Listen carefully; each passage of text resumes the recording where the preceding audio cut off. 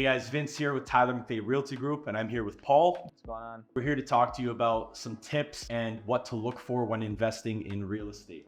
Get into it. So right off the bat, one thing to look for, one thing I always look for and always tell my clients is make sure you guys are buying in an area that has good transit. Like for example, South VMC area at Vaughan, Jane and Highway 7, you have that new subway station. So all my investor clients, I'm telling, look, get that 1-bedroom condo to get your foot in the door, get in the market, and don't bother spending $60,000, $70,000 on parking. Why? Because steps outside, you have every amenity in the world. And if that one amenity isn't there, you hop on the subway and you'll be downtown Toronto within 52 minutes, for example. So transit's always huge, and it's one major factor to look for when purchasing. Another thing that you want to figure out before you even start looking at properties is what type of investor you want to be. Do you want to be a cash flow investor? In which case, I would recommend you invest in periphery markets such as Innisfil, Hamilton, Waterloo. You just had a sick one in Waterloo, cash flow positive.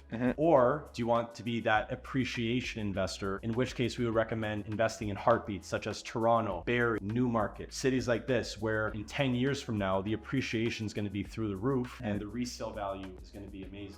Another tip I always advise my clients are looking for is investing in an area that has good universities, or just universities in general. It's positioning yourself in a way to have less vacancy rates if you're looking to rent it out, right? With universities comes thousands and thousands of students. These students need a place to sleep at night. That's where your investment condo comes in. And obviously, the more value an area has, a university, you'll obviously see a reflection in the appreciation you see in your unit over time. Another thing to look for, you have to figure out what type of tenant you would like. So tenant profiles are determined by the area, what's in the area, amenities. So like Paul just said, universities, colleges, education, you're probably going to get a student. A student would pay a premium rent in that area. If you're looking for a young professional kind of thing, you look at proximity to jobs, hospitals, anything like that. So depending on the type of tenant you want, research the area with your realtor to figure out what is the profile of that renter in the area, and you can go from there. Piggybacking off your idea in terms of what kind of investor you want to be before you even get out there, one thing I love doing and love helping clients with is Airbnb condos. Why? Because it positions them in a way to actually cash flow and not just be break even or even have to put out $300-400 a month. We have a ton of clients that have Airbnb condos that are making $3,000, $4,000, $5,000 a month cash flow, which is absolutely fantastic. So in terms of Airbnb condos, there's only a certain amount of actual buildings in Toronto that allow you. So that's one thing you kind of got to do your homework on before you get out there. Yeah. Now regarding Airbnb, one thing that people have to know as well, there is a yearly limit, right, to Airbnb. 180 days that you're able to rent it out through Airbnb, right? Correct. So 6 months out of the year, the other half out of the year, like what would you recommend to these clients? Other half out of the year, you're able to rent it out, but it just has to be 28 days or longer. Obviously, it isn't the most ideal, but it's still very doable. And there's a lot of property management companies out there that'll find the tenant for you and place them in there. It's usually going to be,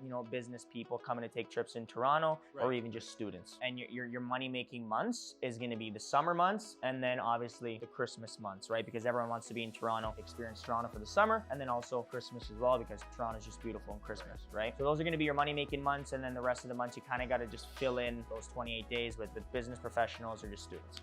Cool. All in all, these are some tips and some good information to know regarding investment properties. If you have any questions about investing in real estate, whether you're a seasoned investor or you're just looking to start getting into it, feel free to reach out to myself, Paul, or anyone on the team, and we're happy to help you out and answer any questions you have.